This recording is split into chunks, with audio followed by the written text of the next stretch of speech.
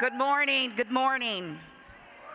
My name is Amanda Hollowell, and I am the Democratic nominee to my district, the 1st Congressional District.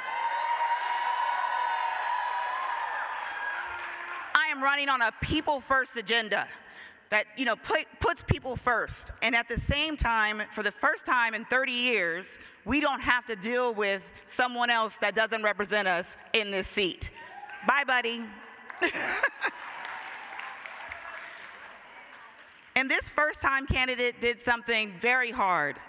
I got 89% of the people who voted for me in the primary to come right back and vote for me again in the runoff. And we were able to do that because we don't only believe that Southeast Georgia deserves better, but because we really believe that Southeast Georgia needs the investment Southeast Georgia needs the investment from all of us. And when I say all of us, I mean all of us. From Effingham to Appleton, from Chatham to Brunswick. We need to make sure that we're representing and talking to as many people as possible. And, I think about some of the stories that I've heard along the way. We know people are struggling. Affordability might look different depending on where you live. But most of us all have the same concerns. How are we going to take care of our family? How are we going to pay our rent or mortgage? How will I be able to afford gas, and can I afford to go to the doctor? But it isn't just the price that's crushing us. The prices are crushing us. It is also distance and services. Because of Medicaid cuts in Southeast Georgia, people have to travel almost up to an hour to get to the emergency room. I've heard a story where there was a man who needed immediate care.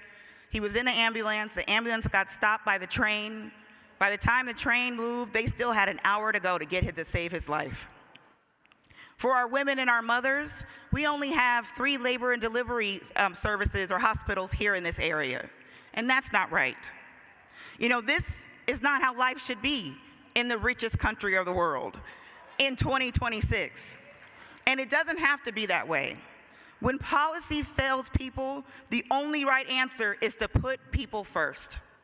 Not corporations, not tech bros, not special interests, and especially not some Nepo baby who's using his daddy's name to try to get into office.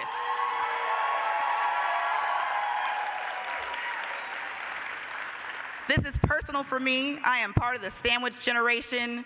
I have a father who's a veteran that I take care of full time. I have a son who is trying to jumpstart his career, and we all live under the same roof together. We are all trying to figure this out together. And I know, like many young people, they're just trying to find the opportunities that are out there for them. And I know I'm preaching to the choir, and I get that. But winning in November is going to ask everything of us. It is going to be hard, but we need to leave it all on the field. I see you, field offices. We have to invest now and build the infrastructure we need to win here in Southeast Georgia, especially in our rural communities. Those votes make a difference between us getting the Georgia that we deserve or the Georgia we have to deal with. Our neighbors, our friends, our family members are looking for leadership at this moment, and I am running to be that leader. Whether it is a house of worship or a Waffle House, we need to be meeting people where they are, not just when it's time to vote. And people say a lot of things about this seat, that it's not winnable. Jim Kingston has all the money. It is an R+8 district, and they keep hearing all these metrics, but the one metric I don't hear is the pulse of the people. It is on you to make sure that we win in Southeast Georgia and the whole state of Georgia. It is on us to make sure that in November, we're giving Senator Ossoff and future Governor Keisha Lance Bottoms the edge they need to win. And I know we can do it because I see the energy in this room. I see the people behind us, and I'm excited about the future. So y'all, we got this, and I hope to see you out on the field.